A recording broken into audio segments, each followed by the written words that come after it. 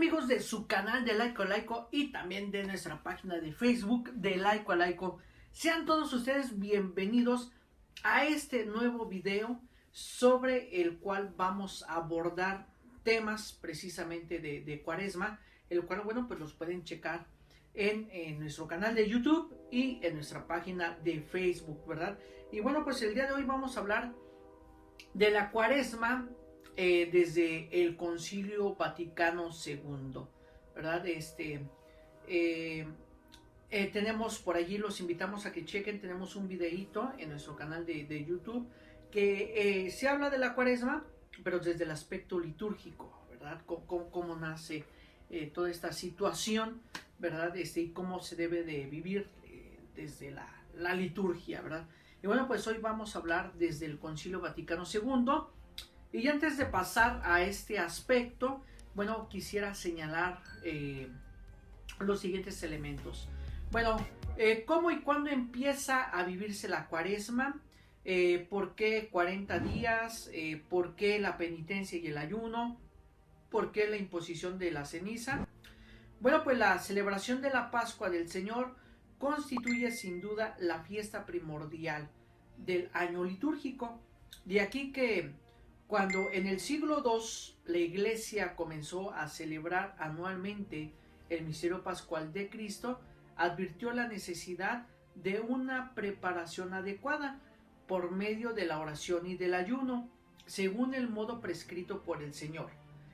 Surgió así la piadosa costumbre del ayuno infrapascual del viernes y sábado santos, como preparación al domingo de resurrección. Por ello tenemos los primeros pasos. Primero, ¿verdad?, que mediante un proceso de sedimentación en este periodo de preparación pascual fue consolidándose hasta llegar a constituir la realidad litúrgica que hoy conocemos como tiempo de Cuaresma. Influyeron también sin duda las exigencias del catecumenado y la disciplina penitencial de la reconciliación de los penitentes, ¿verdad? Este aspecto, bueno, que va a dar ejemplo, ¿verdad?, para vivir este encuentro. Bueno, la primitiva celebración de la Pascua del Señor conoció la praxis, es decir, la práctica de un ayuno preparatorio el viernes y el sábado previos a dicha conmemoración. ¿Sí? Podemos decir que quizá antes solamente se ayunaba esos 2 días. ¿Sí? A esta práctica podría aludir la traditio apostólica, ¿sí?, o la tradición apostólica, que es el documento de los comienzos del siglo III, cuando exige que los candidatos al bautismo ayunen el viernes y transcurran la noche del sábado de vela. ¿Sí? Por otra parte, en el siglo III, la iglesia de Alejandría de Honduras y mutuas relaciones con la sede romana vivían una semana de ayuno previo a las fiestas pascuales, recordando que en esta celebración, bueno, pues también se realizan bautismos, precisamente conmemorando pues este aspecto del catecumenado, ¿verdad? Y bueno, de aquí, bueno, pues se pasa en el siglo IV, se consolida la estructura cuaresmal de los 40 días, ¿verdad? De todos modos, como en otros ámbitos de la vida de la Iglesia, habrá de esperar hasta este siglo para encontrar los primeros atisbos de una estructura orgánica de este tiempo litúrgico.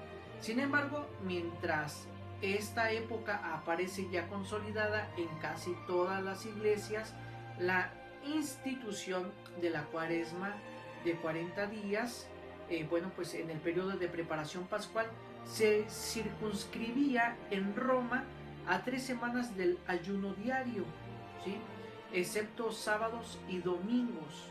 Este ayuno prepascual de 3 semanas se mantuvo poco tiempo en vigor y pues a finales del siglo IV la urbe conocía ya la estructura cuaresmal de los 40 días.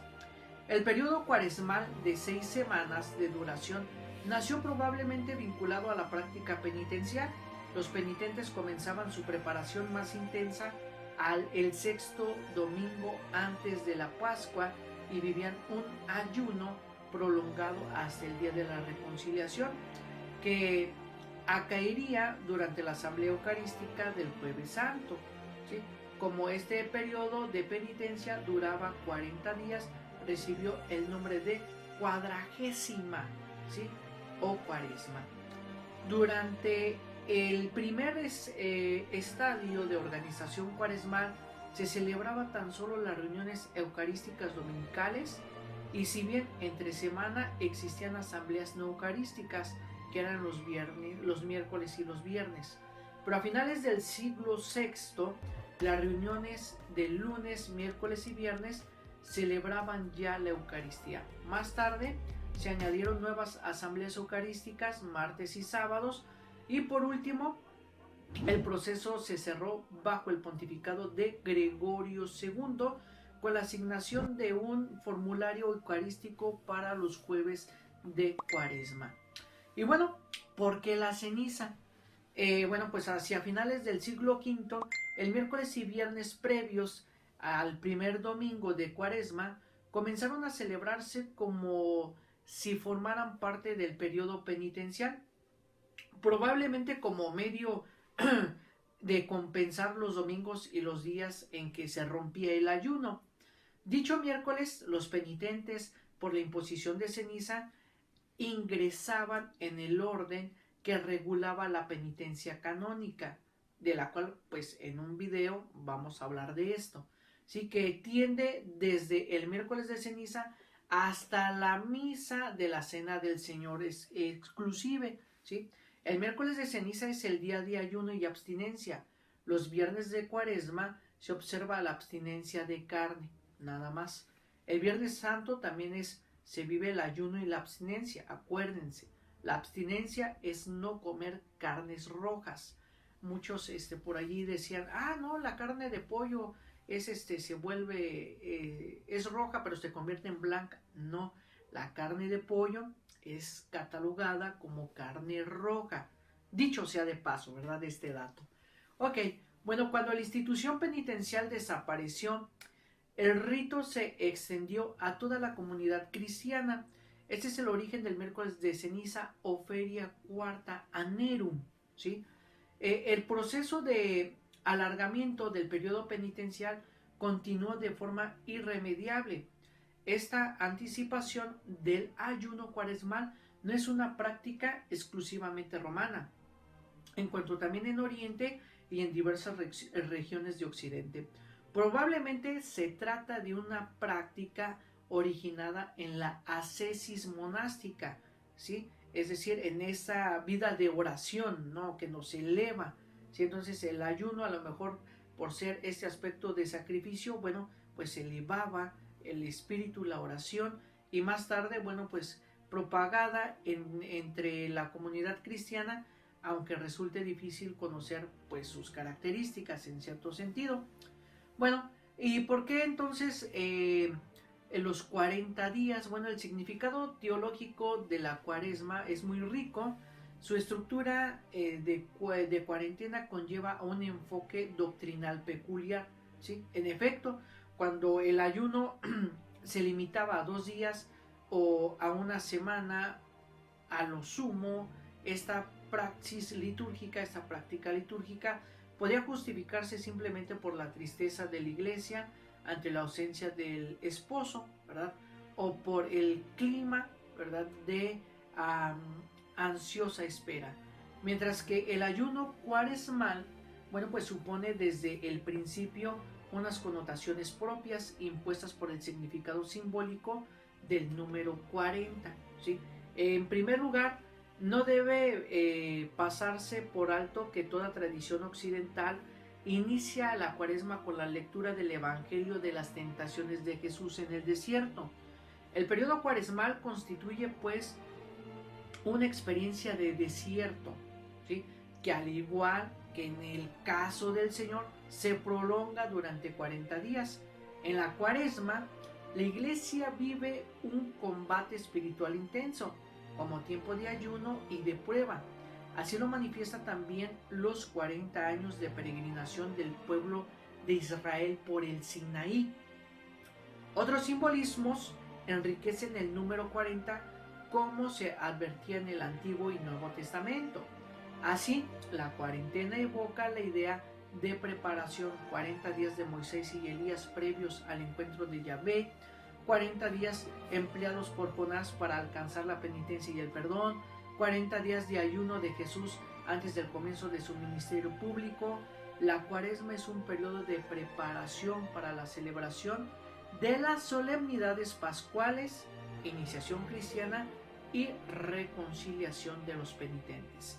Por último, la tradición cristiana ha interpretado también el número 40 como expresión del tiempo de vida presente, anticipo del mundo futuro. El Concilio Vaticano II, la Sacrosantum Concilium número 9, que más adelante vamos a profundizar en ese aspecto, bueno, pues ha señalado que la Cuaresma posee una doble dimensión, bautismal y penitencial, y ha subrayado su carácter desde el tiempo de preparación para la Pascua en un clima de atenta escucha de la palabra de Dios y oración incesante. Por ello, el periodo cuaresmal concluye en la mañana del Jueves Santo con la misa crismal, que aquí por lo regular se celebra los jueves, en algunas diócesis por las distancias, bueno, la celebran los martes, ¿no? La misa crismalis, ¿verdad? Que el obispo celebra con sus presbíteros. Esta misa, bueno, pues manifiesta la comunión del obispo y sus presbíteros en el único e idéntico sacerdocio y ministerio de Cristo. Durante la celebración se bendicen además los santos óleos y se consagra el crisma, ¿sí? El tiempo de Cuaresma se extiende desde el miércoles de ceniza hasta la misa de la Cena del Señor exclusive. El miércoles de ceniza es día de ayuno y abstinencia. Los viernes de Cuaresma se observa la abstinencia de carne, ¿verdad? El Viernes Santo también se vive el ayuno y la abstinencia, como ya habíamos dicho. Y bueno, en el Concilio Vaticano II hay que tener en cuenta lo siguiente. En el documento de la Sacrosantum Concilium número 9 nos dice, pues que el tiempo cuaresmal prepara a los fieles entregados más intensamente a oír la palabra de Dios y la oración para que celebren el misterio pascual, sobre todo mediante el recuerdo o la preparación del bautismo y mediante la penitencia. De ese particular relieve en la liturgia y en la catequesis litúrgica al doble carácter de dicho tiempo. Por consiguiente, primero, fíjense bien, únanse con mayor abundancia los elementos bautismales propios de la liturgia cuaresmal y según las circunstancias, restáurense ciertos elementos de la tradición anterior, ¿verdad? Es decir, recordemos todos estos elementos, todos estos signos dados del número 40 del Antiguo Testamento, ¿verdad? Sobre todo recordando estos elementos bautismales de renuncia al pecado, ¿sí? Con el bautismo para convertirnos en miembros de la Iglesia y ser reconocidos como hijos de Dios, que tengamos esa preparación. Segundo, dígase lo mismo de los elementos penitenciales, y en cuanto a la catequesis, incúlquese a los fieles junto con las consecuencias sociales del pecado, la naturaleza propia de la penitencia, de lo que detesta, y en cuanto es ofensa de Dios, no se olvide tampoco la participación de la Iglesia en la acción penitencial y acérquense a la oración por los pecadores, ¿verdad? Entonces, en este aspecto, bueno, pues el tiempo de Cuaresma es una invitación a vivir estos actos penitenciales. En algunas parroquias se celebra los jueves, se celebran horas santas, ¿verdad? Entonces, teniendo esta aplicación del Concilio Vaticano II, quizás se pueda sugerir que en la hora santa de que se tiene los jueves, se hagan actos penitenciales, ¿verdad? Y que nuestro párroco, nuestros vicarios, ¿verdad? De nuestra parroquia, bueno, pues estén confesando, ¿verdad? Pero tenemos que hacer actos penitenciales, ayuno, abstinencia, obras de caridad, etcétera. De aquí se tiene, bueno, pues una penitencia individual y social, ¿verdad? En la Sacrosantum Concilium número 10, bueno, nos dice que la penitencia del tiempo cuaresmal no debe ser solo interna e individual, sino que también debe de ser externa y social.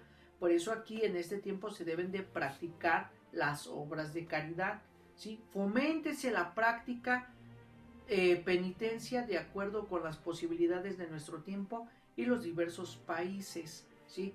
Y condiciones de fieles, y recomiéndese por parte de las autoridades, ¿verdad? Pues todos estos actos que nos lleven a una paz y a una conversión. Sin embargo, téngase como sagrado el ayuno pascual, ¿sí? Ha de celebrarse en todas partes el viernes de la pasión y muerte del Señor, aún extenderse, según las circunstancias, el sábado santo, para que de ese modo llegue el gozo del domingo de la resurrección con ánimo elevado y entusiasta, ¿verdad? Con este aspecto, ¿verdad? De esta esperanza de recibir de nueva cuenta a nuestro Señor. En el documento, ¿verdad? Ad Gentes nos señala la cuaresma y los catecúmenos, ¿verdad? ¿Quiénes van a ser los catecúmenos? Bueno, pues los que van a ser esos iniciadores o bautizados en esta celebración. Bueno, los que han recibido de Dios por medio de la Iglesia la fe de Cristo, sean admitidos con ceremonias religiosas al catecumenado, que no es una mera exposición de dogmas y preceptos, sino una formación y noviciado convencionalmente prolongado de la vida cristiana, en la que los discípulos se unen con Cristo su Maestro. Iníciese pues los catecúmenos convenientemente con el misterio de la salvación, en el ejercicio de las costumbres evangélicas y en los ritos sagrados que han de celebrarse en los tiempos sucesivos. Introdúzcase en la vida de fe, de la liturgia y de la caridad del pueblo de Dios. Libres luego de los sacramentos de iniciación cristiana, del poder de las tinieblas, muertos, sepultados y resucitados con Cristo, reciben el espíritu de hijos de adopción y asisten con todo al pueblo de Dios al memorial de la muerte y resurrección del Señor. Es de desear que la liturgia del tiempo cuaresmal y pascual se restaure de forma que prepare las almas de los catecúmenos para la celebración del misterio pascual, en cuyas solemnidades se regeneran para Cristo por medio del bautismo. Pero esta iniciación cristiana durante el catecumenado no deben procurarla solamente los catequistas y sacerdotes, sino toda la comunidad de los fieles y en modo especial los padrinos, de suerte que sientan los catecúmenos ya desde el principio que pertenecen al pueblo de Dios. Y como la vida de la iglesia es apostólica, los catecúmenos han de aprender también a cooperar activamente en la evangelización y edificación de la iglesia en el testimonio de la vida y la profesión de fe. Por eso nosotros como bautizados tenemos esa misión de evangelizar, no solamente el catequista o el sacerdote, también nosotros adquirimos este compromiso. Expóngase por fin, bueno, claramente en el nuevo código el estado jurídico de los catecúmenos, porque ya están vinculados a la iglesia, ya son de la casa de Cristo y con frecuencia ya viven una vida de fe, esperanza y caridad. Y tenemos, ¿verdad?, la última parte, ¿sí? Esta última parte que es la celebración de la palabra de Dios que encontramos en la Constitución Sacrosantum Concilium número 35, que nos dice, bueno, para que aparezca con claridad la íntima conexión entre la palabra y el rito de la liturgia, téngase en cuenta lo siguiente. Primero, en las celebraciones sagradas debe haber la lectura de la Sagrada Escritura más abundante, más variada y apropiada, obviamente, al tiempo. Segundo, por ser el sermón, o la homilía parte de la acción litúrgica, se indicará también en las rúbricas el lugar más apto, en cuanto lo permita la naturaleza del rito.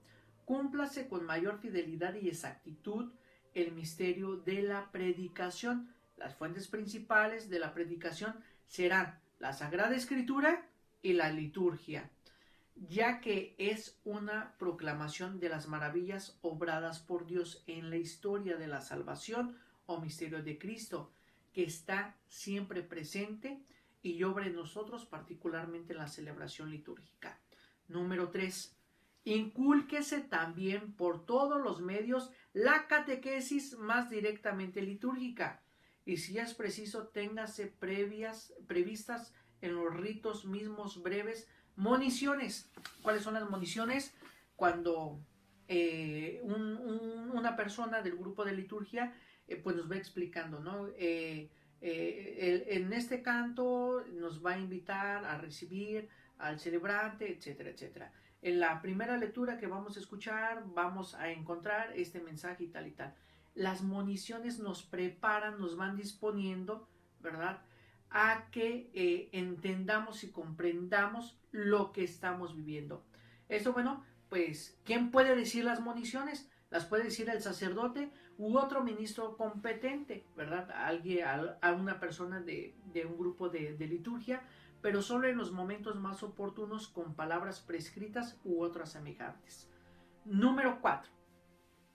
Foméntese las celebraciones sagradas de la palabra de Dios en las vísperas de las fiestas más solemnes, en algunas ferias como la de Adviento, Cuaresma y los domingos y días festivos, sobre todo en los lugares donde no haya sacerdotes, en cuyo caso debe dirigir la celebración un diácono o un delegado por el obispo, ¿verdad? Aquí pueden participar diáconos permanentes, los ministros extraordinarios de la comunión o ministros, ¿verdad?, que hagan celebraciones de la palabra, pero que estén bien instruidos y que sean delegados por el señor cura o por el obispo, ¿verdad? Y bueno, amigos, pues esto es un poco sobre el origen de la Cuaresma, cómo está indicado en el Concilio Vaticano II. Y pues bueno, esperemos que esta información les sirva a ustedes para entender este hermoso momento, ¿verdad? Este hermoso tiempo de 40 días de preparación, de oración, para encontrarnos de una manera gozosa con nuestro Señor el domingo de resurrección. Y bueno, pues los seguimos invitando a que estén al pendiente de todos nuestros materiales en nuestro canal de YouTube, que lleva el nombre de Laico a Laico, que se suscriban y que nos sigan en nuestra página de Facebook, que también lleva el mismo nombre. Y bueno, mis estimados amigos, nos vemos en nuestra próxima emisión.